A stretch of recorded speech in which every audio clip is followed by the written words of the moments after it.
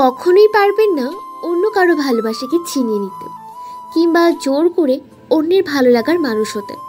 বরং আপনি যেটা পারবেন তা হলো নিজেকে এমনভাবে তৈরি করতে যাতে যে কেউ আপনার ব্যবহারে মুগ্ধ হয়ে আপনাকে পছন্দ করতে শুরু করে। তো এই যে আমার মিষ্টি বন্ধুরা, কেমন আছো তোমরা সকলে? আশা করি সকলে আছো অনেক ভালো। আজকের গল্পটা একটু অন্যরকম হতে চলেছে। আর এই যে যারা আমাদের চ্যানেলের গল্পগুলি শুনতে ভালোবাসো কিন্তু এখনও চ্যানেলটিকে সাবস্ক্রাইব করোনি, অবশ্যই চ্যানেলটিকে সাবস্ক্রাইব করে পাশে থাকবেন প্রতিনিয়ত নতুন নতুন ভালোবাসার গল্প পেতে। আর আমার দুইটি কিউট সাবস্ক্রাইবার মান্তাসা আর গৌরী, তোমাদের অনেক ভালোবাসা। তোমরা আমার প্রত্যেকটা গল্পে অনেক অনেক ভালোবাসা দিয়েছো। আজকের গল্প ভ্যাম্পায়ার যখন রোমান্টিক পর। গল্পের লেখিকা নিঝুম জাহান মরিয়ম। আমি মরিয়ম। আজ আমি ঢাকা এক রাজবাড়িতে যাব, আর সাথে যাবে আমার 5 বান্ধবী আর 5 বন্ধু। আমরা ব্রাহ্মণবাড়িয়া থেকে এসে ঢাকার একটা হোটেলে উঠেছি আর কি। এখন আমরা হোটেলটা ছেড়ে দিব, তাই সব কিছু গুছিয়ে ফেলছি। আর কিছুক্ষণ পর আমাদের বাস আসবে। আমাদের গোছানো শেষ। কিছুক্ষণ পর আমাদের বাস এসে দাঁড়ালো। আমরা সবাই মিলে বাসে উঠে পড়লাম। আমাদের যেতে প্রায় 3 ঘন্টার মতো সময় লাগবে, তাই আমি ব্যাগ থেকে হেডফোন বের করে কানে পরে নিলাম। কারণ আমাদের যেতে প্রায় 3 ঘন্টার মতো সময় লাগবে, এতক্ষণ তো আর বসে থাকা যায় না, তাই হেডফোন পরে নিলাম। হেডফোনে গান ছেড়ে চোখ বন্ধ করে শুনতে লাগলাম। কখন যে চোখটা লেগে গেল বুঝতেই পারলাম না। হঠাৎ শুনি কেউ আমাকে ডাকছে। চোখ মেলে দেখি রিয়া আমাকে ডাকছে। আমি ঘুম ঘুম কণ্ঠে বললাম, কি হয়েছে, এভাবে ডাকছিস কেন? আমরা এসে পড়েছি, আর কত ঘুমাবি বলতো? বাসে ওঠার পর থেকে যে ঘুম দিয়েছিস, বাবারে বাবা, এত ঘুম পাস কই থেকে বলতো? আমি বললাম, তোর শ্বশুর বাসা থেকে পাই, বুঝলি? হ্যাঁ বুঝলাম, আর বলতে হবে না। এখন চল, সবাই নেমে যাচ্ছে। তুই নামবি না? তাড়াতাড়ি কর। তুই আমাকে আরো আগে ডাকবি না, ডাফার একটা? তুই কি কথাই বলবি নাকি নামবিও? আমি আর কিছু বললাম না। আমি ব্যাগ নিয়ে বাস থেকে নামলাম, নেমে দাঁড়ালাম। কি সুন্দর জায়গাটা, আর পরিবেশটা তো আরও সুন্দর।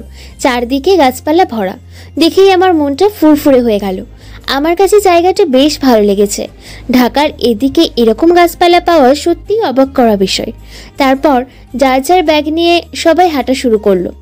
সামনেই আমাদের হোটেল। হোটেলের সামনে এসে আমরা হোটেলের ভেতরে ঢুকে গেলাম। হোটেলটা আগে থেকেই বুক করা ছিল, তাই আর কোনো ঝামেলা হয়নি। তারপর আমরা চাবি নিয়ে যার যার রুমে চলে গেলাম। গিয়ে ফ্রেশ হওয়ার জন্য ব্যাগ থেকে কাপড় বের করে বাথরুমে চলে গেলাম। বাথরুম থেকে ফ্রেশ হয়ে বের হলাম। তারপর খাবারের জন্য সবাই মিলে নিচে নেমে এলাম। টেবিলের সামনে গিয়ে সবাই যার যার মতন চেয়ার টেনে বসে গেল। আমিও বসে গেলাম। কিছুক্ষণ পরে ওয়েটার এসে খাবার দিয়ে গেল। সবাই যার যার মতন খেয়ে নিজের রুমে চলে গেল। আমিও আমার রুমে চলে এলাম। রুমে এসে ঘুমিয়ে পড়লাম, কারণ আমরা আজকে কোথাও ঘুরতে যাব না, কালকে যাব। ঘুম থেকে উঠে আমরা সবাই ফ্রেশ হয়ে নিলাম। তারপর নিচে নেমে আসলাম। অতঃপর খাবার খেয়ে আমরা সবাই রেডি হয়ে নিলাম রাজবাড়ি যাওয়ার উদ্দেশ্যে। শুনেছি আমরা যে রাজবাড়িটা দেখতে এসেছি তার আগেও নাকি আরেকটা ছোট রাজবাড়ি মতো আছে। আমরা আগে সেটাই যাব। আমরা যাওয়া শুরু করলাম। হেঁটেই যাওয়া যাবে, বেশি দূর না, কাছেই। আমরা হাঁটতে হাঁটতে সেই ছোট রাজবাড়িটার সামনে এসে দাঁড়ালাম। তখন আমার এক বন্ধু রনি বলল, এখানে কি কোনো মানুষ থাকে না?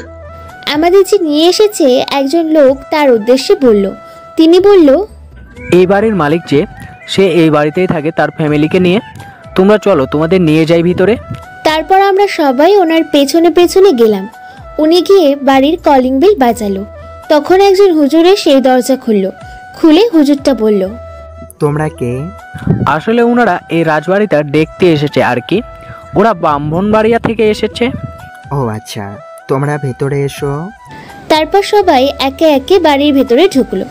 আমিও ঢুকলাম। হঠাৎ দেখি ভূমিকম্পের মতো বাড়িটা কেঁপে উঠল, আর হুজুরের বাড়ির সবাই উপর থেকে নেমে আসলো নিচে। একজন মহিলা এসে হুজুরকে বলল, এসব কি হচ্ছে? হুজুর হেসে বলল, আমরা এতদিন যার অপেক্ষায় ছিলাম তার আগমন ঘটেছে। জেসমিন এখন শুধু চেনার পালা। সত্যি ভাই? হুম।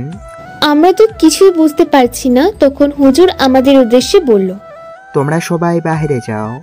আমি বললাম, কেন? উনি বললেন, তোমরা যাও, বাইরে গিয়ে দাঁড়াও, আমি বলছি কেন। আমরা সবাই গিয়ে বাহিরে দাঁড়ালাম। হুজুর বলল, এখন একজন একজন করে বাড়িতে ঢোকো। তারপর একজন একজন করে সবাই বাড়িতে ঢুকলো। সবার শেষে যখন আমি বাড়িতে পা রাখলাম, তখনই আবার ভূমিকম্পের মতো কেঁপে উঠল বাড়িটা। আমি ভয়ে চোখ বন্ধ করে নিলাম। আমি বড় বড় কয়েকটা ঢোক গিলে তারপর চোখ খুলে সবার দিকে তাকালাম। দেখি সবাই আমার দিকে অবাক হয়ে তাকিয়ে আছে। আমি হুজুরের দিকে তাকালাম, বললাম, এসব কি হচ্ছে হুজুর? আমি তো কিছুই বুঝতে পারছি না। হুজুর হেসে বলল, এত দেরি করলে কেন মা আসতে? আমি অবাক হয়ে ওনার দিকে চেয়ে বললাম, হুজুর, আমি সত্যি কিছু বুঝতে পারছি না। আর আমি বাড়িতে ঢোকাতে বাড়ি এমন ভূমিকম্পের মতো কেঁপে উঠল কেন? হুজুর বলল, তুমি এসে সোফায় বসো, আমি তোমাকে সবটা খুলে বলছি। আমি গিয়ে সোফায় বসলাম। তারপর হুজুরকে বললাম, এখন বলুন। হুজুর বলল, তোমাকে পেয়ে আমরা অনেক খুশি। আমাদের গ্রামে আর কোনো মেয়ে মারা যাবে না। আমি বললাম, মানে? হুজুর বলল, তাহলে শোনো, তোমরা যে রাজবাড়িটা দেখতে এসেছো, সেখানে হিয়া আর হিয়ার নামে ছেলে মেয়ে থাকতো। তাদের প্রেমের বিয়ে ছিল। তাদের বিয়ের 2 বছরের মাথায় তাদের কোল আলো করে আসে তাদের ছেলে সন্তান। তার নাম রাখা হয় রিয়াজ। তারপর আস্তে আস্তে রিয়াজ বড় হতে লাগে। রিয়াজের যখন 8 বছর বয়স, তখন ওর আম্মুর বান্ধবী আসে বেড়াতে। তার সাথে আসে ওনার 6 বছরের একটা মেয়ে আর হাজব্যান্ড আসে। মেয়েটার নাম ছিল ইরা। সবাই মিলে গল্প করছে বাইরে, আর ছোট্ট ইরা বসে বসে ভাবছে রিয়াজ ভাইয়ার সাথে দেখা করলে কেমন হয়। তারপর ওর আব্বুকে বলল, বাবাই, আমি একটু রিয়াজ ভাইয়ের রুমে যাচ্ছি। ওর আব্বু বলল, ঠিক আছে, যাও। এরা তো অনেক খুশি, কারণ এই বাসায় সে অনেকবার এসেছে, কিন্তু রিয়াজের রুমে কখনো যায়নি। আর রিয়াজের সাথেও ভালোভাবে কথা হয়নি, শুধু একটু কথা হয়েছে। যা হয়েছে তা হলো, কেমন আছো, ভালো, এইটুকুই। এর থেকে বেশি কিছু হয়নি। এরা তো মনে মনে ভাবলো রিয়াজ ভাইয়ার রুমে গিয়ে রিয়াজ ভাইয়াকে পেছন থেকে জড়িয়ে ধরে তার গালে ঠুস করে একটা চুমু খাবে, আর রিয়াজ ভাইয়া চমকে উঠবে, অনেক মজা হবে। তারপর এরা যা ভাবলো তাই করলো। রিয়াজের রুমে গিয়ে রিয়াজকে পিছন থেকে জড়িয়ে ধরে ওর গালে একটা চুমু খেলো। রিয়াজকে এরার অনেক ভালো লাগে, কিন্তু তার এই ভালো লাগায় যে তার মৃত্যুর কারণ হবে তা কি আর জানতো ছোট্ট ইরা? আমি বললাম, তারপর কি হলো? ইরাকে রিয়াজ কি করলো? হুজুর বলল, রিয়াজ এরার দিকে ফিরে তাকায়। এরা রিয়াজকে দেখে কান্না করে দেয়। এরা যখনই চিৎকার করবে তার আগে রিয়াজ এসে এরার গলা চেপে ধরে। এরার দম বন্ধ হয়ে আসছে, তবুও অনেক কষ্টে বলল, ভাইয়া, তো তোমার কি হয়েছে? রিয়াজ কিছু না বলে এরার গলা আরো শক্ত করে চেপে ধরে। এরা আবারও বলল, ভাইয়া, আমাকে ছাড়ো। কিন্তু রিয়াজ এরার কথা পাত্তা না দিয়ে টেবিলের উপর থেকে ছড়ি নিয়ে ছোট্ট এরার পেটে ঢুকিয়ে দেয়। আর ছোট্ট এরা মা বলে চিৎকার করে সেখানেই মারা যায়। আর এদিকে রিয়াজের বাবা ওদেরকে ডাকতে এসে এরার চিৎকার শুনে তড়িঘড়ি করে রুমে এসে ঢোকে। রুমে ঢোকে উনি যা দেখে তা দেখে উনি হতবাক। রিয়াজের হাতে রক্তমাখা ছুরি, আর ইরার শরীর রক্তাক্ত হয়ে ফলরে পড়ে আছে। হিয়ান কি করবে কিছুই বুঝতে পারছে না। মাথার ভিতরে সব কিছু কেমন গলিয়ে যাচ্ছে। তারপর বড় বড় শ্বাস নিয়ে নিজেকে সামলিয়ে রিয়াজকে ডাক দিল। রিয়াজ বাবার ডাক শুনে ঘুরে তাকায় বাবার দিকে। হিয়ান রিয়াজকে দেখে ভয় পেয়ে যায়, কারণ রিয়াজকে দেখতে ভয়ঙ্কর লাগছে। লাল লাল চোখ, কপালে রগ ফুলে উঠেছে, মুখের ভেতর দিয়ে বড় বড় 2টা দাঁত বের হয়ে এসেছে, আর হাতে আছে রক্তমাখা ছড়ি। ওকে এখন যে দেখবে সেই ভয় পেয়ে যাবে। হিয়ান ছেলের কাছে যায়। রিয়াজ বাবাকে দেখে স্বাভাবিক হয়ে যায়, আর ওর 2 দাঁতও ভেতরে ঢুকে যায়। হিয়ান রিয়াজকে বলল, রিয়াজ, তুমি অন্য রুমে যাও। রিয়াজ বাবার কথা শুনে অন্য রুমে চলে যায়। হিয়ান গিয়ে সব রক্ত মুছে ফেলে আর ইরার লাশটা একটা বস্তায় ভরে ফেলে। উনি নিজেকে স্বাভাবিক করে নিচে নেমে আসলো, বাগানের দিকটায় গেল। ওদিকে ইরার বাবা মা বসে আছে। ওইদিকে থাকার কারণে ইরার চিৎকার কেউ শুনতে পায়নি।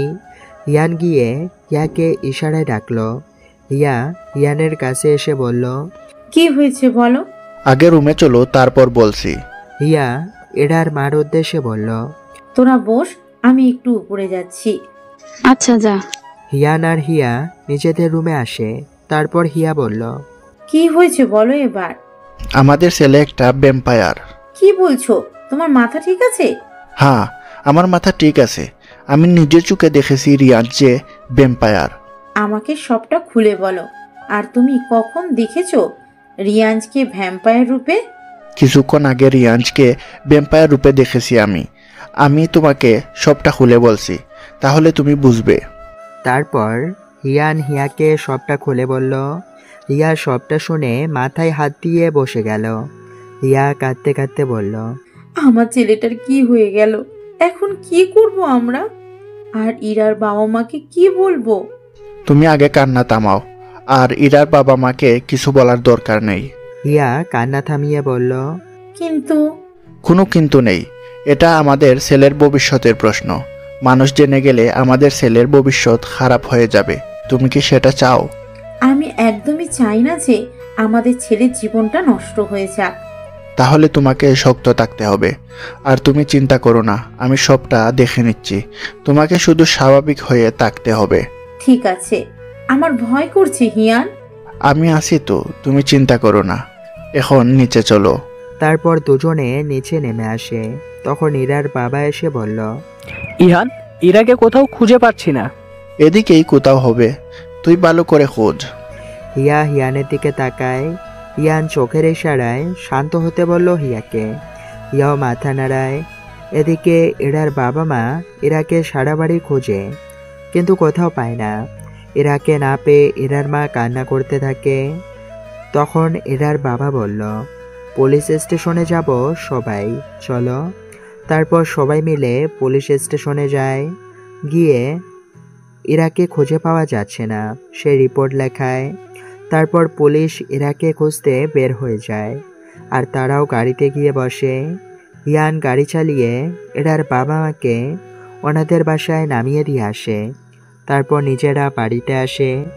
বাড়িতে এসে হিয়ান সোফায় বসে। তখন হিয়া বলল, ইরা তো মারা গিয়েছে, তাহলে ইরাকে কিভাবে খুঁজে পাবে ওনারা? সবাই আবার সবটা জেনে যাবে না তো?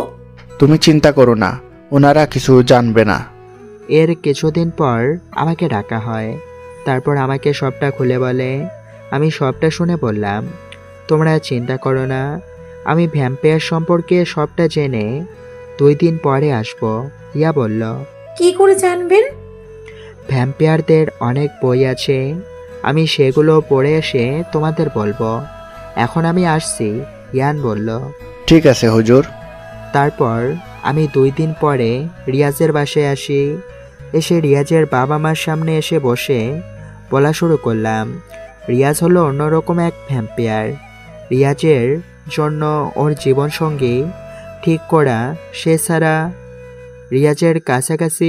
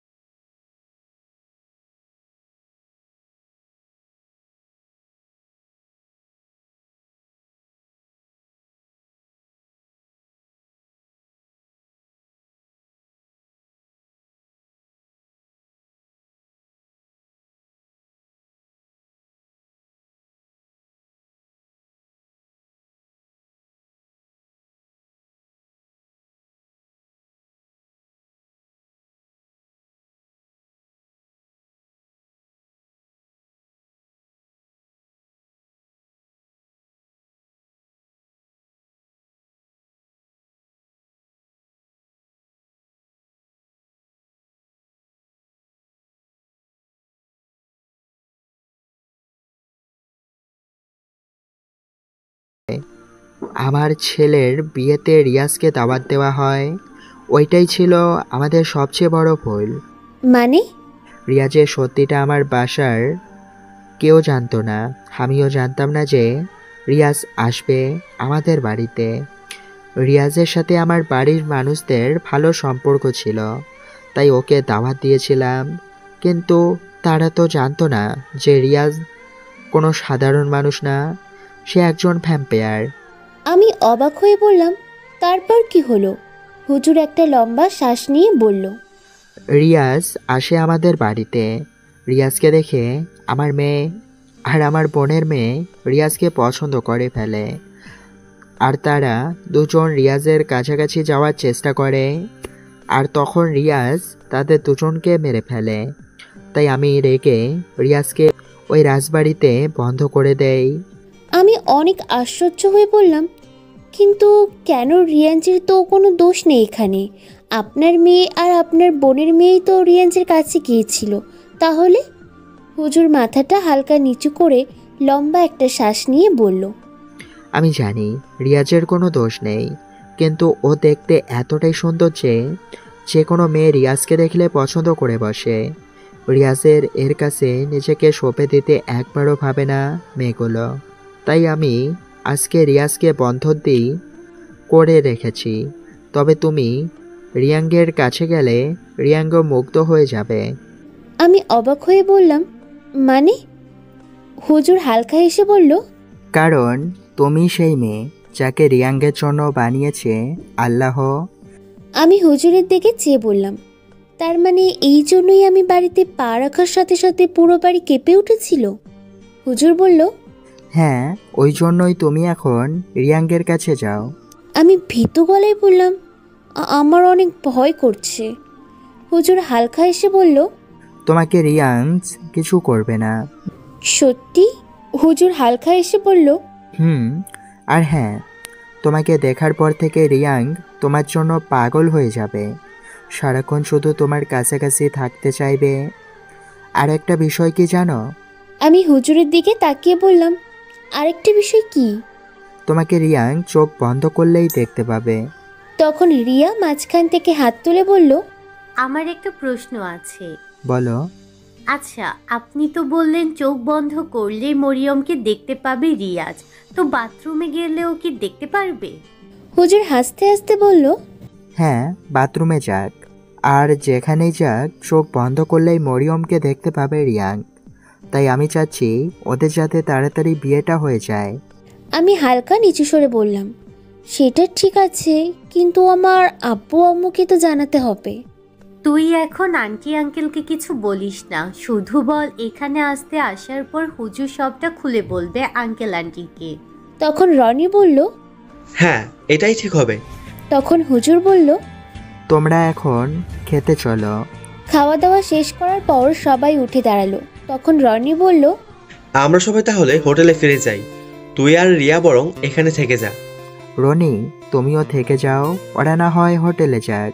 আমি বললাম, হ্যাঁ তুই থাক, ওরা না হয় হোটেলে যাক। তারপর ওরা সবাই হোটেলে ফিরে গেল, আর হুজুর আমাদেরকে রুম দেখিয়ে দিল। আমরা রুমে চলে গেলাম। কথা বলতে বলতে অনেক রাত হয়ে গিয়েছে। কালকে আবার সকালে উঠে ওই রাজবাড়ি যাব আমি। আমার পাশেই রিয়া শুয়েছিল।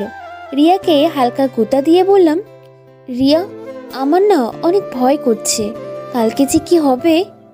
রিয়া আমার দিকে তাকিয়ে বলল, ভয় করবে কেন? গেলেই তো বুঝতে পারবি। এখন ঘুমা, আমাকে জ্বালাস না, ঘুমাতে দে, আমি অনেক ক্লান্ত। আমিও আর কিছু বললাম না, ঘুমিয়ে পড়লাম। পরের দিন সকালে মরিয়ম রেডি হয়ে নিল রাজবাড়িতে যাওয়ার জন্য। একটা কালো লেহেঙ্গা পরেছে, আর হাতে ম্যাচিং কালো চুড়ি আর কানের দুল, আর হালকা লিপ জেল দিল ঠোঁটে। ব্যাস এইটুকুই, আর চুলগুলো ছেড়ে দিল। মরিয়ম রেডি হয়ে নিচে নেমে আসতো। তখন হুজুর মরিয়মকে দেখে বলল, তুমি রেডি? জি আমি রেডি, তবে আমার কিছু প্রশ্ন ছিল। হুজুর মরিয়মের দিকে তাকিয়ে বলল, হ্যাঁ বলো, কি প্রশ্ন? মরিয়ম কিছুটা ভীতু কণ্ঠে বলল, রিয়াজ কি রক্ত খায় না? মানে আমি শুনেছি ভ্যাম্পায়াররা নাকি রক্ত খায় মানুষের। হ্যাঁ, ভ্যাম্পায়াররা রক্ত খায়।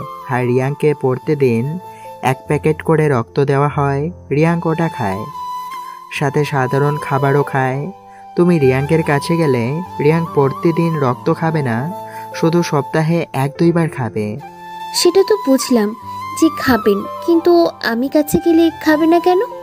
হুজুর হালকা হেসে বলল, কারণ তুমি রিয়াঙ্কের কাছে গেলে রিয়াঙ্ক আস্তে আস্তে মানুষের মতো হয়ে যাবে। মরিয়ম অবাক করা গলায় বলল, তাহলে রিয়াঞ্জের জাদু? জাদু থাকবে, শুধু রক্ত খাবে না, মাঝে মধ্যে খাবে, এই আর কি। ও আচ্ছা। তাহলে চলো এবার। মরিয়ম হালকা ঢোক গিলে বলল, চলেন। তারপর রাজবাড়িতে যাওয়া শুরু করলো। কিছুক্ষণ পর ওনারা এসে রাজবাড়িতে পৌঁছে গেল। রাজবাড়ির গেটের সামনে এসে দাঁড়ালো মরিয়ম আর হুজুর। তখন হুজুর বলল, এখন আমি আসি, তুমি ভেতরে যাও, আর ভয় পেও না, তোমাকে রিয়াঙ্ক কিছু করবে না। মরিয়ম 2-3টা ঢোক গিলে বলল, আসেন। তারপর হুজুর চলে যায়। আর মরিয়ম গেট খুলে গেটের ভেতর ঢুকে বাড়ির আশপাশ দেখছে, চারিদিকে ফুল গাছ লাগানো, দেখতে অনেক সুন্দর লাগছে। তখন মরিয়ম নিজেকে নিজেই বলল, তুই বাড়ির ফুল গাছ পরও দেখতে পারবি, আপাতত বাড়ির ভিতরে ঢুকবি তা না, তুই এখানে দাঁড়িয়ে ফুল গাছ দেখছিস, ডাফার একটা। মরিয়ম নিজে নিজে বিড়বিড় করতে করতে দরজার সামনে এসে দাঁড়িয়ে কলিং বেল বাজায়, কিন্তু কেউ আসে না। তাই নিজেই দরজা ঠেলে ভেতরে ঢুকে তো মরিয়মের মুখ হাওয়া হয়ে যায়। কত বড় বাড়ি, আর ভেতরটা কত সুন্দর, আর দেওয়ালে নানা রঙের পেইন্টিং টাঙানো। মরিয়ম সবটা ঘুরে ঘুরে দেখছে। ওদিকে রিয়াজ তার বিছানায় বসে ল্যাপটপে অফিসের কিছু কাজ করছে। আসলে রিয়াজ এখানে বন্দি থাকলেও ওর বাবার অফিসের সকল কাজ নিজেই করে, মাঝে মধ্যে রাতের বেলাও অফিসে যায়। রিয়াজের একটা বন্ধু আছে, তার নাম আবির। আবিরকে রিয়াজ বাড়ি থেকে ফোন করে সব কিছু বলে দেয়, আর সে ওদিকে সবটা সামলায়। যদি জরুরি মিটিং হয় তখন রিয়াজ বলে, রিয়াজ ল্যাপটপে মিটিং করে। তখন রিয়াজের নাকে একটা মিষ্টি ঘ্রাণ এসে লাগে, আর রিয়াজ অনুভব করতে পারলো তার বাড়িতে কেউ একজন এসেছে। রিয়াজ মনে মনে বলল, হুজুর এসেছে, কিন্তু উনি আসলে তো এরকম অনুভব হয় না, আর মিষ্টি ঘ্রাণও তো বের হয় না, তাহলে কে এসেছে? মরিয়ম ঘুরে ঘুরে দেখছিল। হঠাৎ মরিয়ম অনুভব করতে পারলো তার পেছনে কেউ একজন দাঁড়িয়ে আছে। মরিয়ম পেছন ঘুরে তাকাতেই কারো বুকে গিয়ে মাথা লাগে। মাথা উঁচু করতেই দেখে এক বলিষ্ঠ দেহের এক পুরুষ, বাদামি রঙের চোখ তার, খাড়া নাক, গোলাপি ঠোঁট, ফর্সা মুখে চাপদাড়ি। মনে হচ্ছে চাপদাড়িগুলো যেন একটা লোকটার সৌন্দর্য আরও দ্বিগুণ বাড়িয়ে তুলেছে। চুলগুলো একদম সিল্কি। চোখের ওপর এসে পড়েছে। মরিয়ম ফোনে অনেক কোরিয়ান ছেলে দেখেছে, মনে হচ্ছে যেন কোনো কোরিয়ান ছেলে তার সামনে দাঁড়িয়ে আছে। রিয়াজ মরিয়মের দিকে মুগ্ধ করা দৃষ্টিতে তাকিয়ে আছে। রিয়াজের হার্টবিট বেড়ে গেছে, মনে হচ্ছে এখনই বের হয়ে চলে আসবে। রিয়াজ বুঝছে না এরকম হচ্ছে কেন, আগে তো কেন মেয়েকে দেখে এরকম কিছু হয়নি, তাহলে আজ কেন এমন হচ্ছে? রিয়াজ তার নিজের ওপর থেকে কন্ট্রোল হারিয়ে ফেলছে। রিয়াজের শরীর হিম হয়ে যাচ্ছে। মেয়েটা তো সুন্দর, কেন শ্যামবর্ণের মেয়েরাও কি এত সুন্দর হয়? লম্বা চুল, ঠোঁটের ওপর কালো একটা তিল, মায়াবী চোখ, আর মেয়েটার শরীরে কালো লেহেঙ্গাটা যেন পারফেক্ট মানিয়েছে শ্যামাবতীকে। নিজেকে কেমন মাতাল মাতাল লাগছে, মনে হচ্ছে এই মেয়েটার মধ্যেই ডুবে যাচ্ছে রিয়াজ। রিয়াজের হাত অটোমেটিক্যালি মরিয়মের কোমর ধরে নিজের কাছে টেনে আনে।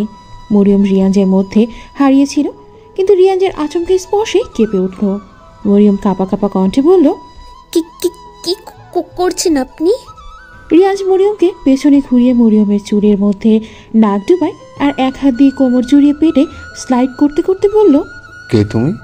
তোমাকে দেখে আমি নিজেকে সামলাতে পারছি না, নিজেকে কেমন মাতাল মাতাল লাগছে, আমি নিজেকে কন্ট্রোল করতে পারছি না কেন? মরিয়ম আমতা আমতা করে বলল, আমি মরিয়ম, হুজুর আমাকে পাঠিয়েছে আপনার সাথে কথা বলতে, প্লিজ আমাকে ছাড়েন। রিয়াজ মরিয়মকে দেখে বলল, তুমি বসো, আমি একটু হুজুরের সাথে ফোনে কথা বলে আসছি, কথা যাবে না কিন্তু। ঠিক আছে। তারপর রিয়াজ হাওয়ার বেগে নিজের রুমে চলে যায়। তা দেখে মরিয়ম হা হয়ে যায়, আর মনে মনে বলে, মরিয়ম রে, আর কত কিছু যে তুই দেখবি জীবনে। জীবনে প্রথম ভ্যাম্পায়ার দেখলি, সে আবার নাকি তোর ভবিষ্যৎ হাজবেন্ড হবে, ভাবা যায়? যাই হোক, তবে বাড়িটা অনেক সুন্দর, আর বিশেষ করে পেইন্টিংগুলো একটু বেশিই সুন্দর। তা বলে মরিয়ম পেন্টিংগুলো ঘুরে ঘুরে দেখছে। আর ওদিকে রিয়াজ হুজুরকে ফোন দেয়। হুজুর ফোন ধরে বলল, হ্যালো, হ্যাঁ বলো। আপনি কি মরিয়মকে পাঠিয়েছেন? হ্যাঁ, তোমার জীবনসঙ্গী যার কথা আমি তোমাকে বলেছিলাম, যাকে তোমার জন্য আল্লাহ তাআলা বানিয়েছেন আর কি, ওই সে। আমি আজকে মরিয়মকে বিয়ে করতে চাই। মরিয়মের থেকে আমি নিজেকে একদম দূরে সরে রাখতে পারছি না।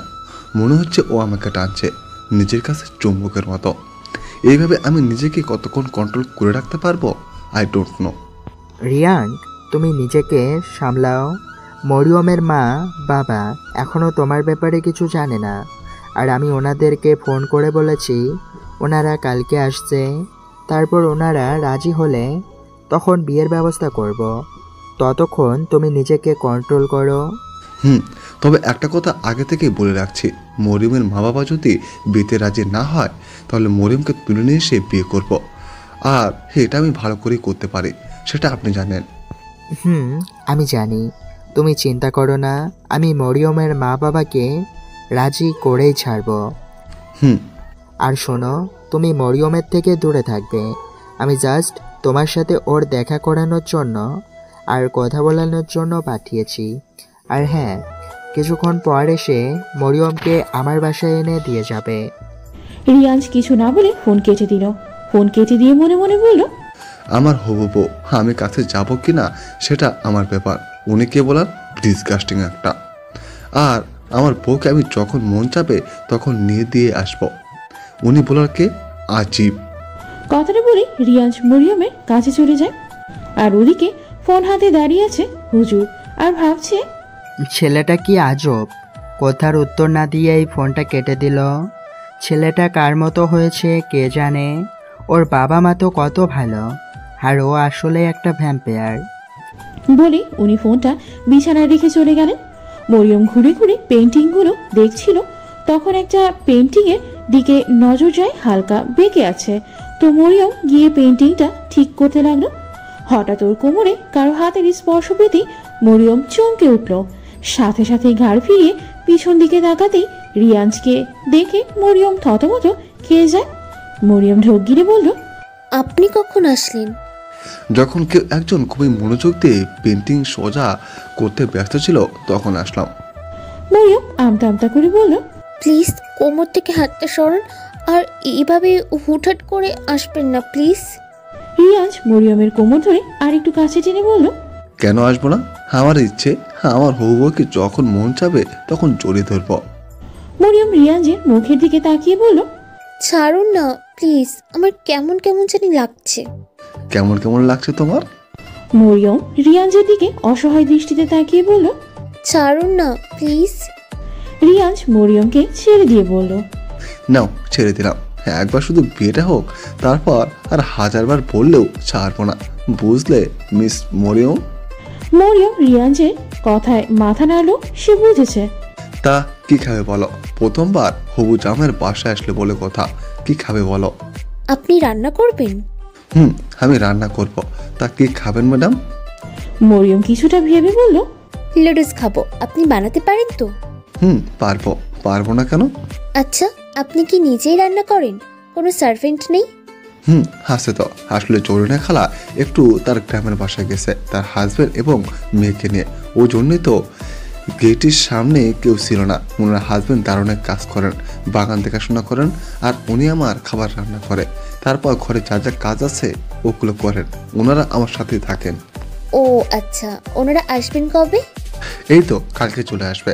এখন চলো রান্নাঘরে তোমার জন্য লুডুস রান্না করব। চলুন। তারপর ওরা রান্নাঘরে চলে যায়। রান্নাঘরে গিয়ে রিয়াজ চুলায় গরম পানি বসায় আর নুডলস বের করে।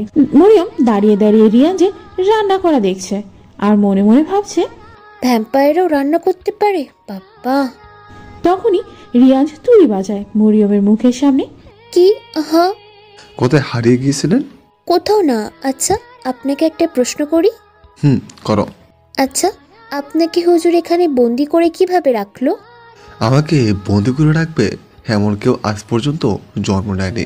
আমি নিজ ইচ্ছে এখানে থাকছি, কারণ আমাকে দেখলে মেয়েরা আমার কাছাকাছি আসার চেষ্টা করে, তারপর আমি ওদেরকে মেরে ফেলি। যখন আমি ওদেরকে মারি তখন আমি নিজের মধ্যেই থাকি না, আমি হাজার চেয়েও নিজেকে কন্ট্রোল করতে পারি না। ওই জন্য আমি নিজের ইচ্ছেতেই এখানে থাকছি আর তোমার জন্য অপেক্ষা করছি, বুঝলেন মিসেস রিয়াজ আহমেদ? বুঝলাম মিস্টার রিয়াজ, কিন্তু আমার আরেকটা প্রশ্ন আছে। বলেন মিসেস রিয়াজ। আচ্ছা রিয়াজ, আমি হুজুরের বাড়িতে পা রাখার সাথে সাথে বাড়িটা ওইভাবে কেঁপে উঠেছিল কেন? কারণ ওইটা আমি আমার জাদু করে রেখেছি, যার কারণে তুমি পা রাখার সাথে সাথেই কেঁপে উঠেছিল বাড়িটা। ও আচ্ছা, বুঝলাম। আচ্ছা, এখন কি তুমি টেবিলে বসো, আমি তোমার জন্য লুডুস নিয়ে আসছি। তারপর মরিয়ম গিয়ে টেবিলে বসলো আর রিয়াজ ফ্রিজ থেকে ঠান্ডার পানির বোতল বের করলো। তারপর নুডলসের বাটি হাতে নিয়ে টেবিলের সামনে আসলো, এসে বাটিটা মরিয়মের সামনে রাখলো, আরেকটা বাটি নিজের জন্য নিল। তারপর চেয়ার টেনে বসে পড়লো রিয়াজ। রিয়াজ বলল, এখন খাওয়া শুরু করুন ম্যাডাম। মরিয়ম হালকা হেসে বলল, আপনিও খাওয়া শুরু করুন। তারপর দুজনেই নুডলস খাওয়া শুরু করলো। রিয়াজ খেতে খেতে আর চোখে বারবার মরিয়মের দিকে তাকাচ্ছে, কিন্তু মরিয়মের তো সেদিকে কোনো পাত্তাই নেই। সে আপাতত নুডলস খেতে ব্যস্ত, কারণ সে প্রচুর নুডলস খেতে পছন্দ করে। রিয়াজ সেদিকে তাকিয়ে মুচকি মুচকি হাসতে হাসতে ভাবছে, কেমন বাচ্চাদের মতো খাচ্ছে, মনে হচ্ছে কোনো বাচ্চা লুডুস খাচ্ছে, পিচ্ছি একটা। মরিয়মের খাওয়ার মাঝখানে রিয়াজের দিকে চোখ যায়। তখন মরিয়ম বলে, কি হয়েছে, এভাবে তাকিয়ে আছেন কেন আপনি? একটা পিচ্ছি পরীকে দেখছি কিভাবে গালে মুখে লাগিয়ে লুডুস খাচ্ছে। মরিয়ম রিয়াজের কথায় কিছুটা লজ্জা পায়। রিয়াজ পকেট থেকে রুমাল বের করে মরিয়মের কাছে গিয়ে মরিয়মের গাল ধরে উঁচু করে মুখ মুছে দেয়, দিয়ে এসে নিজের চেয়ারে বসে পড়ে। মরিয়ম মিনমিন করে বলে, আমার এখন বাসায় যাওয়া উচিত। রিয়াজ মরিয়মের দিকে তাকিয়ে বলে, ঠিক আছে ম্যাডাম, রান্নাঘর থেকে হাত মুখ ধুয়ে আসেন, আমি রেডি হচ্ছি। মরিয়ম রান্নাঘরে চলে গেল হাত মুখ ধুতে। রিয়াজ উঠে নিজের রুমে যায়, গিয়ে গাড়ি চাবি নিয়ে নিচে নেমে আসতো। তখন মরিয়ম এসে রিয়াজের সামনে দাঁড়ায়। তখন রিয়াজ বলল, তুমি এসে গেটের সামনে দাঁড়াও, আমি গ্যারেজ থেকে গাড়ি বের করছি।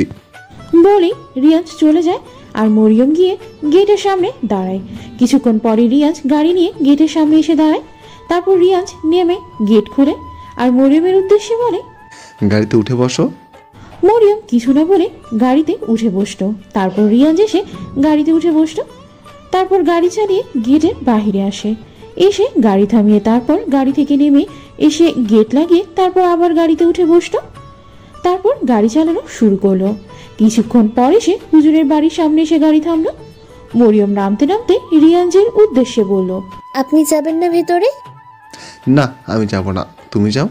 আচ্ছা, সাবধানে থাকবেন, আমি আসি তাহলে। আর আপনিও সাবধানে থাকবেন আর নিজের খেয়াল রাখবেন, বুঝলেন ম্যাডাম? মরিয়ম হালকা হেসে মাথা নাড়ে। তারপর মরিয়ম ভেতরে চলে যায় আর রিয়াজ গাড়ি স্টার্ট দিয়ে অফিসের উদ্দেশ্যে চলে গেল। রিয়াজ আগে রাতের বেলায় অফিসে যেত, কিন্তু আজকে প্রথম সে দিনের বেলায় যাবে অফিসে। রিয়াজ তো অনেক খুশি। আর ওইদিকে অফিসের সবাই রিয়াজের জন্য অপেক্ষা করছে, কারণ অফিসের বস আসবে এই প্রথম অফিসে, তাই সবাই অনেক এক্সাইটমেন্ট বসকে দেখার জন্য। এদিকে মরিয়ম বাসার ভিতরে ঢুকতেই হুজুরের সামনে পড়ে।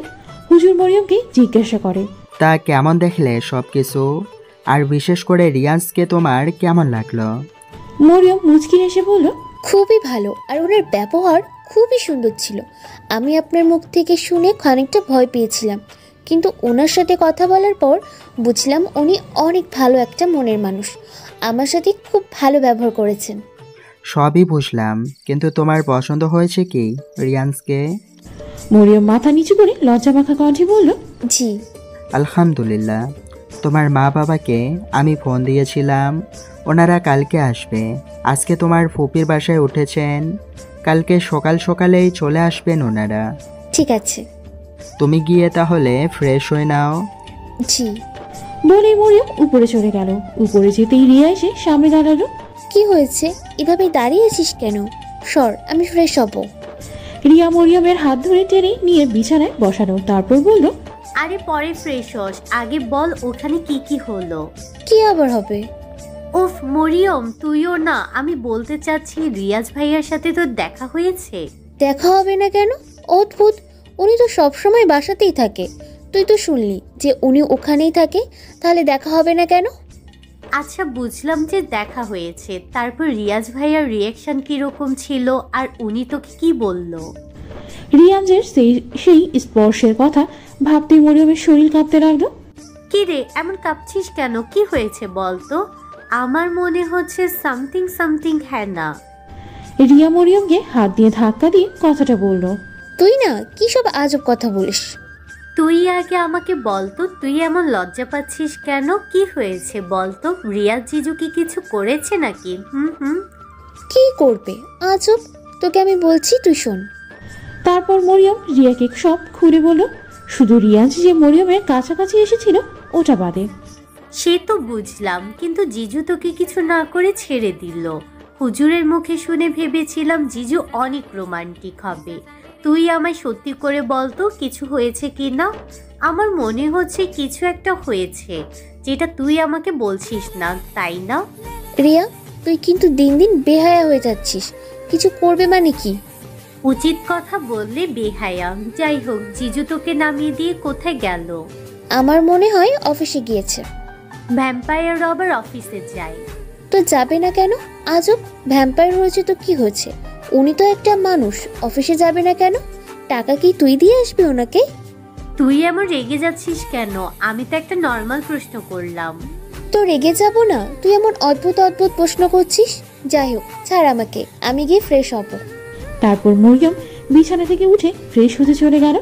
আর ওদিকে রিয়াজের গাড়ি এসে হিরান ইন্ডাস্ট্রির সামনে এসে দাঁড়ালো। রিয়াজ গাড়ি থেকে নেমে অফিসের ভেতরে ঢুকলো।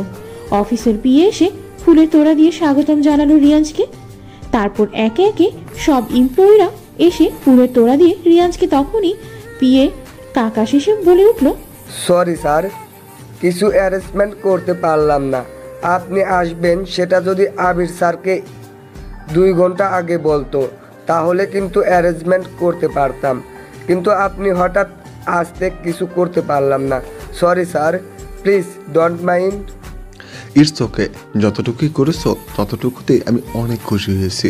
আর এমনিতেও আমার ওসব কিছু ভালো লাগে না। তা এখন কি আমি যেতে পারি? ইয়েস স্যার, চলুন। তারপর রিয়াজ তার কেবিনে চলে গেল। কেবিনে এসে রিয়াজ তার চেয়ারে বসলো। পিএ আকাশ বলল, স্যার আপনি কি কফি খাবেন? আমি কি কফি আনবো? হ্যাঁ আকাশ, আমাকে 1 কাপ কফি এনে দাও। জি স্যার। আকাশ কফি আনতে চলে গেল। রিয়াজ চেয়ারে হেলান দিয়ে চোখ বন্ধ করতেই মরিয়মকে দেখতে পেল। মরিয়ম তার ভেজা চুল মুছছে টাওয়াল দিয়ে। দেখে মনে হচ্ছে এখনই শাওয়ার নিয়ে বের হয়েছে। চুল থেকে টপ টপ করে পানি পড়ছে, মুখের মধ্যেও পানি লেগে আছে। রিয়াজের চোখ ধাঁধিয়ে গেল, যেটা দেখে এটা হলো মরিয়মের ঠোঁটের উপরে থাকা তিলটায় পানির ফোঁটা লেগে আছে, যেটা দেখে রিয়াজ ঘোরের মধ্যে চলে যাচ্ছে। রিয়াজের মনে হচ্ছে এখনই ছুটে মরিয়মের কাছে চলে যাক, গিয়ে ওই তিলটার উপরে একটা কিস করুক। এটা ভাবার মধ্যেই আকাশের কথায় রিয়াজ চোখ খুলল। চোখ খুলতে আকাশ বলে ওঠে, স্যার আপনার জন্য কফি এনেছি। ঠিক আছে, কফিটা টেবিলে রেখে যাও। স্যার। তারপর আকাশ কফি টেবিলে রেখেই চলে যায়। আর ওদিকে মরিয়ম শাওয়ার নিয়ে এসে চুল মুছছিল। তখন মরিয়মের ফোনটা বেজে উঠল। ফোনের আওয়াজ শুনে মরিয়ম গিয়ে ফোনটা হাতে নিল। দেখলো একটা আননোন নাম্বার দেখে ধরবে কিনা সেটা ভাবছে মরিয়ম। কি ভেবে যেন ফোনটা ধরে বলল, হ্যালো, কে? তোমার নেশায় ডুবন্ত এক পুরুষ, যাকে তুমি ক্ষণে ক্ষণে তোমার নেশায় ডুবাচ্ছ। রিয়াজ। আমি কণ্ঠ শুনে বুঝে ফেলেছো?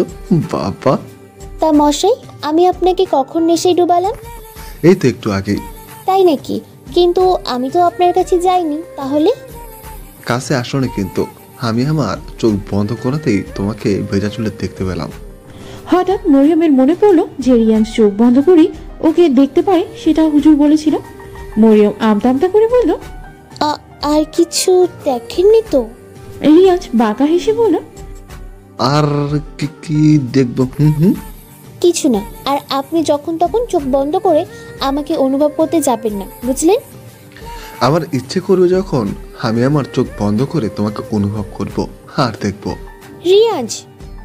আচ্ছা ঠিক আছে, আমি চোখ বন্ধ করে তোমাকে দেখবো না, আর দেখলে তোমার অনুমতি নিয়ে দেখবো। আপনার খাওয়া দাওয়া হয়েছে? না, কিছু কাজ আছে, সেগুলো শেষ করে তারপর খাবো। তুমি খাবার খাবে কখন? এই তো একটু পর। আচ্ছা, তাহলে তুমি গিয়ে খাবার খেয়ে নাও। আল্লাহ হাফেজ। আল্লাহ হাফেজ। তারপর রিয়াজ ফোন রেখে দেয়। তখনই রুমের মধ্যে রিয়া আসে, এসে বলে, তোকে জেসমিন আন্টি ডাকছে খাবার খেতে। চল। তারপর ওরা দুজনে নিচে নেমে আসলো। তখন হুজুর বলল, এসো খাবার খেতে বসো। মরিয়ম গিয়ে চেয়ার টেনে বসে পড়লো, সাথে রিয়াও বসলো। তখন মরিয়ম রিয়াকে প্রশ্ন করলো, কি রে রনি কোথায়? আসলে সোনিয়ারা সবাই চলে যাবে তো ওদেরকে গাড়িতে উঠিয়ে দিতে গেছে। ও আচ্ছা। তারপর ওরা সবাই খাওয়া শুরু করলো। কিছুক্ষণ পর মরিয়ম বলল, আমার খাওয়া শেষ, তাহলে আমি এখন উঠি। কিন্তু মরিয়ম, তুমি তো ভালো করে খাওনি, একটু ভাত দেই? না না আন্টি, আমি আর খাবো না, আমার পেট ভরে গেছে। আচ্ছা ঠিক আছে। তারপর মরিয়ম উঠে উপরে চলে গেল, রুমে এসে বিছানায় শুয়ে পড়লো। তারপর ফোন হাতে নিল, হাতে নিয়ে ফোন চালু করতেই একটা মেসেজ দেখে মরিয়মের মুখে হাসি ফুটে উঠল। তুমি থেকে যাও না আমার হয়ে, আমি রেখে দেব তুমি যত্ন করে। মরিয়ম রিপ্লাই করলো, তা মশাই কবি কবি ফিল কোথা থেকে আসছে শুনি? রিয়াজ রিপ্লাই করলো, কোথা থেকে আবার? তোমাকে দেখার পর থেকে। বুঝলাম। তা আপনার কাজ নেই মশাই? আছে, এখনই মিটিং রুমে চলে যাব, তোমাকে মেসেজ করতে ইচ্ছে হলো তাই। ও আচ্ছা, যান তাহলে, পরে কথা বলবো না। ওকে ম্যাডাম, যথা আজ্ঞা। রিয়াজের কথায় মরিয়ম মুচকি হাসে। তারপর ফোন কেটে রিয়াজ মিটিং রুমে চলে যায়, আর মরিয়ম ফোনটা অফ করে রেখে ঘুমিয়ে পড়ে। মরিয়ম ঘুমের মধ্যে অনুভব করলো কে ওকে ডাকছে। মরিয়ম মিটমিট করে চোখ খুলে তাকালো, দেখলো রিয়া ওকে ডাকছে। কি হয়েছে, ডাকছিস কেন? ঘুম ঘুম কণ্ঠে বললো কথাটা মরিয়ম। সন্ধ্যা হয়ে গেছে, এখনো ঘুমাচ্ছিস? মরিয়ম উঠে বসলো, তারপর বলল, সন্ধ্যা হয়ে গেছে, তুই আমাকে আরেকটু আগে ডাকবি না? আসলে আমি ছিলাম না, বাগানে গিয়েছিলাম আর কি, এখন উঠে ফ্রেশ হয়ে নেই। বলে মরিয়ম বাথরুমে চলে গেল ফ্রেশ হতে। রিয়া গিয়ে বিছানায় বসে। তখনই রুমের মধ্যে রনি প্রবেশ করে। রনিকে দেখে রিয়া বলল, কি রে, কোথা থেকে উড়ে এসে টপকে পড়লি? তোর শ্বশুর বাড়ি থেকে এসে টপকে পড়লাম, শর্ত। রনি বিছানায় বসতে বসতে কথাটা বলল, তোর ওদেরকে গাড়িতে উঠিয়ে দিতে কি সারাদিন লাগলো? আরে না রে, উঠিয়ে দিয়ে আসার সময় জ্যামে ফেসে গেছিলাম। ঢাকা শহরের এত জ্যাম কি বলবো। মরিয়ম কোথায়? ওই রাজবাড়ি থেকে এখনো আসেনি? তোর মতন নাকি মরিয়ম, এসে খেয়ে দিয়ে ঘুমিয়েছিল, এখন উঠলো, ঘুম থেকে উঠে ফ্রেশ হতে গেছে বাথরুমে। রনি কিছু একটা বলবে, তখনই মরিয়ম বাথরুম থেকে বের হলো। বের হয়ে বলল, কি রে রনি, তুই কই ছিলি সারাদিন? রিয়া মাঝখান থেকে বলে উঠে, সোনিয়াদেরকে গাড়িতে উঠিয়ে দিয়ে জ্যামে বসে লুডো খেলছিল। তাই নাকি রনি, তুই লুডো খেলছিলি জ্যামে বসে? তুই ইয়ার কথা বাদ দে তো। আজাইরা দেখ, জ্যামে বসে থেকে আমি একদম ঘেমে নিয়ে একাকার হয়ে গেছি। মরিয়ম রনির দিকে তাকালো, তারপর বলল, তা মশাই এমনি বসে আছেন কেন? যা গিয়ে ফ্রেশ হয়ে নে। আচ্ছা তাহলে তোরা আড্ডা দে, আমি ফ্রেশ হয়ে আসছি। তারপর রনি উঠে চলে গেল ফ্রেশ হতে। রিয়া আর মরিয়ম বসে বসে গল্প করছে। তখনই মরিয়মের ফোনটা বেজে উঠল। মরিয়ম ফোন হাতে নিতেই দেখে রিয়াজ ফোন করেছে। মরিয়ম ফোনটা ধরে বলল, আসসালামু আলাইকুম। ওয়ালাইকুম আসসালাম। তা কি করো? কিছু না, রিয়ার সাথে বসে একটু গল্প করছিলাম। আপনি? আমি বসে আছি। খাওয়া দাওয়া হয়েছে আপনার? মিটিং করে এসেই খাবার খেয়ে নিয়েছিলাম, তুমি খেয়েছো তো? জি খেয়েছি। তখনই ফোনটা হাত থেকে কেড়ে নিয়ে রিয়া বলল, আরে জিজু, শুধু আমার বান্ধবীর সাথে কথা বললেই চলবে? আমাদের সাথেও একটু কথা বলো। রিয়াজ মুচকি হেসে বলল, তা কেমন আছো রিয়া? জি আলহামদুলিল্লাহ ভালো, আপনি কেমন আছেন? আলহামদুলিল্লাহ, আমিও অনেক ভালো আছি। হ্যাঁ ভালো তো থাকবেনই, আমার বান্ধবীকে যে পেয়ে যাবেন। আর পেয়ে যাবো কি, পেয়ে গেছি অলরেডি। তোমার বান্ধবী আমার থেকে আর ছাড়া পাবে না। বুঝলাম। তা এখানে আসবেন কবে?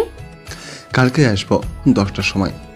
ও আচ্ছা, আপনারা কথা বলেন, আমি বরং যাই। কাবাব মেয়ে হাড্ডি হওয়ার আমার আবার শখ নেই। কথাটা বলে ফোনটা মরিয়ম হাত দিয়ে রিয়া রুম থেকে চলে গেল। মরিয়ম ফোনটা কানে ধরে বলল, তা সন্ধ্যার নাস্তা হয়েছে? একটু আগে কফি খেলাম। তা তুমি ঘুমিয়েছিলে নাকি? হুম। তারপর মরিয়ম আর রিয়াজ আর কিছুক্ষণ কথা বলল। কথা বলা শেষ করে ফোনটা রেখে মরিয়ম নিচে নেমে আসতো। এসে দেখলো রিয়া আর রনি বসে গল্প করছে আর হুজুরের পরিবারের সবাই বসে চা খাচ্ছে। মরিয়ম গিয়ে রিয়া আর রনির দিকে এগিয়ে যায়, গিয়ে সোফায় বসে তারপর বলে, কিরে তোরা কি নিয়ে কথা বলছিস? মরিয়ম, রনি নাকি সোনিয়াদেরকে গাড়িতে উঠিয়ে দিয়ে আসার সময় জ্যামে বসেছিল না, তখন নাকি একটা মেয়ের উপর ক্রাশ খাইছে। তাই নাকি? রনি মাথা চুলকে বলল, হ্যাঁ, কিন্তু ওই মেয়েটাকে আর পাবো বলে মনে হয় না। দেখ কেমন আজাইরা, মানে খাইয়া দাইয়া কোনো কাজ নাই, জ্যামে বসে মেয়েদেরকে দেখে ক্রাশ খাচ্ছে। আজাইরা কোনখানে? রিয়া তুইও না, ও একজনকে দেখে ক্রাশ খেতেই পারে, এটা স্বাভাবিক বিষয়। তুই এরকম করছিস কেন ওর সাথে? আমার বয়ে গেছে ওর সাথে বসে কথা বলতে। বলে রিয়া চলে গেল। রনি তুই ওর কথা পাত্তা দিস না। হ্যাঁ ঠিক বলছিস, রিয়ার মেবি মাথায় তার ছিঁড়া।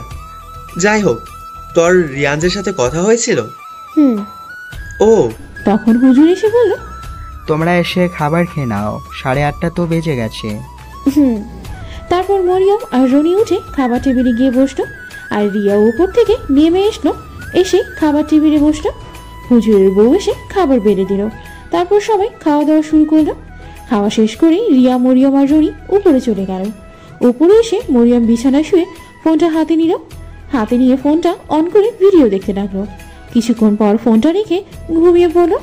পরের দিন সকালে মরিয়ম ঘুম থেকে উঠে ফ্রেশ হয়ে নিল, তারপর নিচে নেমে আসলো। তখন হুজুরের বউ বলল, রিয়া ওঠেনি ঘুম থেকে? না, রিয়া ওঠেনি আন্টি। ও আচ্ছা, তাহলে তুমি খেতে বসে পড়ো। জি। তারপর মরিয়ম খেতে বসে পড়ল। মরিয়মের খাওয়া শেষ হতেই চেয়ার থেকে উঠে দাঁড়ালো। তখনই কলিং বেল বেজে উঠল। মিসেস আকলিমা বলেন, তুমি দাঁড়াও, আমি দেখছি। আন্টি আপনি বসুন, আমি গিয়ে দেখছি কে এসেছে। আচ্ছা ঠিক আছে। তারপর মরিয়ম দরজার কাছে যায়। গিয়ে দরজা খুলতে দেখে মরিয়মের বাবা মা এসেছে। মা বাবাকে দেখে তো মরিয়ম অনেক খুশি। তারপর বলল, আব্বু আম্মু তোমরা কেমন আছো? এই তো আলহামদুলিল্লাহ ভালো। তুই কেমন আছিস? জি আব্বু, আমি ভালো আছি, তোমরা ভেতরে এসো। তখন মিসেস আকলিমা বলে উঠলেন, কে এসেছে মরিয়ম? আন্টি, আমার আব্বু আম্মু এসেছেন। ও আচ্ছা, আপনারা আসেন আসেন, ভেতরে আসেন। তারপর মরিয়মের বাবা মা গিয়ে সোফায় বসলো। তা ভাবি কেমন আছেন? জি আলহামদুলিল্লাহ ভালো, আপনি কেমন আছেন? জি ভালো। আপনার মেয়েকে পেয়ে তো আমরা আরো ভালো হয়ে গেছি। মরিয়মের মা মুচকে হাসলেন। তারপর মরিয়ম বলল, আন্টি আঙ্কেল কোথায়? এই তো আম্মু উপরে, মনে হয় আমি এক্ষুনি গিয়ে ডেকে আনছি, তোমরা বসো। তারপর হুজুরের বউ চলে যায় হুজুরকে ডাকতে।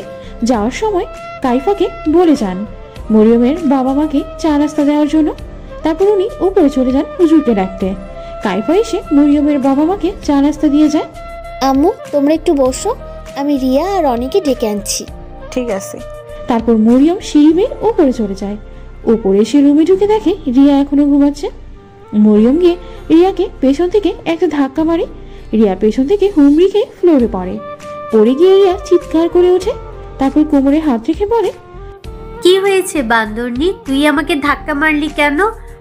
আমার কোমর শেষ আম্মু। তুই এতক্ষণ ধরে ঘুমাচ্ছিস, কয়টা বাজে জানিস? 10:30 বাজে, এখনো পড়ে পড়ে ঘুমাচ্ছিস। তোকে ধাক্কা দিব না তো কি করব? তোকে তো উচিত লাথি মারা। কুত্তির শাকচুন্নি, তোর জামাই দেখবি ভ্যাম্পায়ার হবে, রাক্ষসনি একটা। সে যাই হোক, আমার জামাই এমনিতেই ভ্যাম্পায়ার, তোকে আর বলতে হবে না। কি হয়েছে সেটা তো বল, উঠালি কেন ঘুম থেকে? আমার আব্বু আম্মু এসেছে নিচে। ও তুই দাঁড়া, আমি এক্ষুনি ফ্রেশ হয়ে আসছি। তারপর রিয়া গিয়ে ফ্রেশ হয়ে আসে। তখন মরিয়ম বলে, আরে হ্যাঁ তুই নিচে যা বরং, আমি রনিকে গিয়ে ডাক দিই, ওটা আবার ওঠেনি ঘুম থেকে। জি না, আমি নিচে যাব না, চল দুজন মিলে গিয়ে রনিকে ডাকি। আচ্ছা ঠিক আছে চল। তারপর রিয়া আর মরিয়ম রনির রুমে যায়। রুমে গিয়ে দেখে রনি ঘুমাচ্ছে। মরিয়ম যেই না রনিকে ডাক দিবে তখনই রিয়া মরিয়মকে থামিয়ে দিল। তখন মরিয়ম বলল, কি হলো? কি হলো মানে? তুই আমাকে ধাক্কা দিয়ে ফ্লোরে ফেলে দিয়েছিস আর ওকে ভালো মানুষের মতো ডাকছিস। তো কি করব? তুই দাঁড়া। তারপর রিয়া গিয়ে রনির বিছানায় উঠল। উঠে রনিকে লাথি মেরে বিছানা থেকে ফ্লোরে ফেলে দিল। রনি ফ্লোরে পড়ে চিৎকার করে উঠল। আউচ! কে রে? কোন শাকচুন্নিরে আমাকে লাথি মেরে ফেলে দিলি? দাঁড়া, তোর 14 গোষ্ঠী আমি পুষ্টি বানাবো। তোর 14 গোষ্ঠীকে আমি পুষ্টি বানাবো। ওর ঢং ছেড়ে। রিয়া, তুই আমাকে লাথি মেরে বিছানা থেকে ফেলে দিয়েছিস? হ্যাঁ, আমি ফেলেছি। এখন ওর ঢং ছেড়ে। আমাকে দেখে কি তোর ঢং করছে মনে হচ্ছে? বান্দরনি, তোকে তো আমি। রনি রিয়ার দিকে তেড়ে যেতে যেতে বলল কথাটা। রিয়াও কম নাকি, রিয়াও রনির দিকে তেড়ে গিয়ে বলল, কেন, কি করবি তুই? মরিয়ম মাঝখান থেকে বলল, তোরা থামবি? আগে তুই বল, তোরা দুইটা এখানে কি করছিস? তোকে ডাকতে এসেছি। কেন? আমার আব্বু আম্মু এসেছে, নিচে বসে আছেন। ও, তা তুই ডাকতে এসেছিস তা বুঝলাম। তোর সাথে পেতনিরে নিয়ে আসছিস কেন? একদম পেতনি বলবি না। আর মরিয়ম আমাকে প্রথম ধাক্কা মেরে বিছানা থেকে ফেলে দিয়েছিল, তাই আমি তোকে ফেলে দিয়েছি। মরিয়ম তোকে ফেলে দিয়েছে তো তুই ওকে গিয়ে ফেল, আমাকে কেন ফেললি? আমি নিচে যাচ্ছি, তোর সাথে আজাইরা কথা বলার আমার মুড নেই। হ্যাঁ, তা আমার থাকবে কেন? রিয়ার রুম থেকে বের হয়ে চলে যায়। রনি, তুই গিয়ে ফ্রেশ হয়ে আয়, আমি নিচে যাচ্ছি। ওকে। তারপর মরিয়ম নিচে চলে যায়। নিচে এসে দেখে হুজুর বসে ওর আব্বা আম্মুর সাথে কথা বলছে। মরিয়ম ওনাদের কাছে গিয়ে সোফায় বসলো। তখন রিয়া মরিয়মকে খোঁচা দিয়ে বলল, কি রে, জিজু এখনো আসেনি, কখন আসবে? মরিয়ম রিয়ার কানে কানে বলল, আমি তো জানি না, হয়তো একটু পরে চলে আসবেন। ও। তখন মরিয়মের আব্বু বলল, তা হুজুর, আপনি কি গুরুত্বপূর্ণ কথা বলবেন সেটা বলেন। তখন হুজুরের বউ বলল, ভাইজান, আগে আপনারা বরং নাস্তা করে নিন, তারপর না হয় উনি বলবেন। না ভাবি, আমরা নাস্তা করেই এসেছি। হুজুর, আপনি বলেন। আচ্ছা ঠিক আছে, তাহলে শুনুন। তারপর হুজুর রিয়াজের ব্যাপারে মরিয়মের আব্বুকে সব বলতে থাকে। আর এদিকে মরিয়ম নখ কামড়াচ্ছে আর টেনশন করছে। মরিয়ম তার আব্বুর দিকে তাকিয়ে আছে। তার আব্বুর মুখের রং আস্তে আস্তে কেমন পাল্টে যাচ্ছে তা দেখে মরিয়মের অনেক ভয় করছে। তখন রিয়া মরিয়মকে ধাক্কা দিয়ে বলল, আমার মনে হচ্ছে আঙ্কেল তোদের বিয়েটা মানবে না। তখন পেছন থেকে রনি রিয়ার মাথায় চড় মেরে বলল, তোর সব সময় আজাইরা কথা ছাড়া আর কোনো কাজ কাম নাই? না, নাই। আর তুই কখন আসলি? এসে ভূতের মতন আমাকে চড় মারলি কেন? আমি একটু আগেই আসছি, তোর আজাইরা কথা শুনে আমার হাতটা কিলবিল করতে লাগলো, তাই তোকে একটা চড় মারলাম। অসভ্য, তোকে তো আমি। উফ, তোরা দুইটা থামবি? আমার টেনশনে মাথা ফেটে যাচ্ছে, আর তোরা দুইটা এখানে ফাজলামো করছিস। দেখ মরিয়ম, রনি আগে শুরু করছে, আমি কিছু করিনি। রিয়া। আচ্ছা ঠিক আছে, চুপ করলাম। হুজুর সবকিছু বলা শেষ করলেন। তখন মরিয়মের আব্বু বলল, মারিয়াম, তুমি গিয়ে ব্যাগ গুছিয়ে নাও, আজকেই আমাদের সাথে বাসায় ফিরবে। কিন্তু আব্বু। কোনো কিন্তু নেই, তুমি গিয়ে ব্যাগ গোছাও, এখনই আমাদের সাথে তুমি চলে যাবে। কিন্তু আপনার মেয়েকে নিয়ে চলে যাবেন কেন? কারণ আমি রিয়াঞ্জের সাথে আমার মেয়ের বিয়ে দিব না। কিন্তু কেন? আর রিয়ান্সকে তো অনেক ভালো একটা ছেলে। সে যত ভালোই হোক, আমার মেয়ের জীবন কোনো রিস্কের মধ্যে ফেলতে চায় না। আমার একটা মাত্র মেয়ে। তখন মরিয়ম বলল, কিন্তু আবার রিস্ক হবে কেন? রিয়ান্স অনেক ভালো একটা ছেলে। তোমাকে কোনো কথা বলছি আমি, যাও গিয়ে ব্যাগ গোছাও। মরিয়ম তার বাবার কথা শুনে চুপ হয়ে যায়। তখন হুজুর বলল, কিন্তু মরিয়ম তো ঠিক কথাই বলেছে, রিক্সের কি আছে? আর তাছাড়া রিয়ান্স মরিয়মকে কখনো কিছু করবে না। তাও আমি কোনো ভ্যাম্পারের সাথে আমার মেয়ের বিয়ে দিব না, এটাই ফাইনাল। আর রিয়ান্স দেখতে না জানি কি ভয়ানক। আবু, রিয়ান্স একটু ভয়ানক না, ও একদম মানুষের মতো। তোমাকে কি আমি কথা বলতে বলেছি? আর তোমার সাহস তো কম না, তুমি একা একা ওর বাসায় চলে গেছো, যদি কিছু করে ফেলতো। হ্যাঁ মরিয়ম, তোর আব্বু একদম ঠিক কথা বলেছে। একা একা চলে গেলি যদি কিছু করে ফেলতো, আমাদের কি হতো ভেবেছিস তুই? তুই তো জানিস তুই আমাদের একমাত্র মেয়ে, তোর কিছু হলে তোর বাবা আমার কি হতো বলতো? কিন্তু আম্মু। মরিয়ম। বাবার ডাক শুনে মরিয়ম চুপ করে যায়। তখন দরজার কলিং বেল বেজে উঠল। তখন রিয়া বলল, আপনারা দাঁড়ান, আমি দেখছি কে এসেছে। তারপর রিয়া দরজা খুলে দেখে রিয়াঞ্জ এসেছে। তখন রিয়াঞ্জ বলল, তুমি কি রিয়া?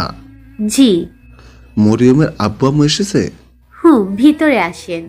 তারপর রিয়াঞ্জ ভেতরে ঢুকেই সামনে তাকাতেই দেখে সবাই সোফায় বসা। রিয়াঞ্জ সোফার দিকে এগিয়ে যায়। রিয়াঞ্জকে দেখে মরিয়ম দাঁড়িয়ে পড়ে। তখন মরিয়মের বাবা রিয়াঞ্জের দিকে তাকায়, তারপর হুজুরকে উদ্দেশ্য করে বলে, উনি কে? ওই রিয়াঞ্জ। মরিয়মের বাবা রিয়াঞ্জের দিকে তাকায়, তারপর রিয়াঞ্জকে পা থেকে মাথা পর্যন্ত খুঁটিয়ে খুঁটিয়ে দেখছেন। তারপর বলে, তুমি দেখতে অনেক সুন্দর, কিন্তু তাও আমি আমার মেয়েকে তোমার সাথে বিয়ে দিব না। কিন্তু কেন আঙ্কেল? মরিয়মের আব্বু চুপ করে আছেন। তখন রিয়াঞ্জ মরিয়মের আব্বুর কাছে গিয়ে হাঁটু গেড়ে বসে বলল, আচ্ছা আঙ্কেল, আপনি আমাকে একটা সত্যি কথা বলেন তো, যদি আমার মতন সুন্দর ছেলে আর ভালো চাকরি করে এরকম ছেলে পেলে কি আপনি মরিয়মকে বিয়ে দিতেন না? হ্যাঁ দিতাম। তাহলে আমি তো সব দিক থেকে পারফেক্ট, তাহলে আমার সাথে বিয়ে দিবেন না কেন? কারণ আমি ভ্যাম্পায়ার বলে? মরিয়মের আব্বু এখনো চুপ করে আছেন। তখন রিয়াঞ্জ আবার বলল, ভ্যাম্পায়ার হওয়াটা কি আমার অপরাধ? কিন্তু আমি তো নিজের ইচ্ছে ভ্যাম্পায়ার হইনি, আল্লাহ তাআলা আমাকে ভ্যাম্পায়ার বানিয়েছে। তাহলে এখানে আমার কি দোষ বলেন তো? আপনার কি মনে হয় এখন আমার মরে যাওয়া উচিত? রিয়াঞ্জ, আপনি কি সব বলছেন? দাঁড়া মরিয়ম, আমি আঙ্কেলের কাছে জিজ্ঞেস করেছি। আঙ্কেল আপনি বলেন। মরিয়মের আব্বু রিয়াঞ্জের মাথায় হাত রেখে বলল, তোমাকে যদি আমি কষ্ট দিয়ে থাকি তাহলে আমাকে মাফ করে দিও বাবা। আমার একমাত্র মেয়ে, তাই আমি কোনো রিস্কের মধ্যে রাখতে চাইনি। কিন্তু তোমার সাথে কথা বলে বুঝতে পারলাম যে তোমার থেকে ভালো আমার মেয়েকে আর কেউ রাখতে পারবে না। মরিয়ম তার আব্বুর কথা শুনে তার আব্বুকে এসে জড়িয়ে ধরল। তারপর বলল, ইউর বেস্ট পাপা। মরিয়মের কথা শুনে মরিয়মের আব্বু মুচকি হাসলেন। তারপর মেয়ের মাথায় হাত বুলিয়ে দিয়ে বললেন, তুমি খুশি থাকলেই আমি খুশি। আর রিয়াঞ্জ, তুমি উঠে সোফায় বসো। রিয়াঞ্জ উঠে সোফায় বসলো। তখন হুজুর বলল, তাহলে বরং আমরা বিয়ের তারিখটা ঠিক করে ফেলি। হুজুর, আপনি একদম ঠিক কথাই বলেছেন। মানে আমি বলছিলাম যে কালকে বৃহস্পতিবার, তো কালকে ওদের গায়ে হলুদটা হয়ে গেলে ভালো হতো, তাই না? আর পরশুদিন বিয়ে। তখন মরিয়মের আম্মু বলল, কিন্তু এটা বেশি তাড়াহুড়া হয়ে যাচ্ছে না? আর তাছাড়া বিয়ে তো কোনো মুখের কথা না, অনেক কিছু করতে হবে। আর আমার একমাত্র মেয়ে, আমি অনুষ্ঠান ছাড়া বিয়ে দিব না আমার মেয়েকে। আরে আন্টি, তুমি চিন্তা করছো কেন? আমাদের জিজু কাছে যে পাওয়ার আছে না, পাওয়ার দিয়ে জিজু একদিনে বিয়ের গেট থেকে শুরু করে সব সাজিয়ে ফেলতে পারবে। রিয়ার কথা শুনে মরিয়মের আব্বু বলল, একদম না রিয়াঞ্জ, রিয়াঞ্জ কোনো জাদু করবে না। তাহলে মানুষ জেনে যাবে যে রিয়াঞ্জ কোনো সাধারণ মানুষ না, সে একজন ভ্যাম্পায়ার। আঙ্কেল আপনি চিন্তা করবেন না, আমি কোনো জাদু করব না। আর আমি আমার গার্ডদেরকে ফোন করে বলে দেব, তারা সেসব করে দেবে। তখন হুজুর বলল, সে না হয় বুঝলাম, কিন্তু বিয়েটা হবে কার বাসায়? তখন মরিয়মের আব্বু আবার বলল, বিয়েটা রিয়াঞ্জের বাসাতেই হবে, কারণ রিয়াঞ্জের কেউ নেই, তো ওর অনুষ্ঠানটা কে করবে? তো আমরা সবাই মিলে ওখানেই করব বিয়ের অনুষ্ঠান।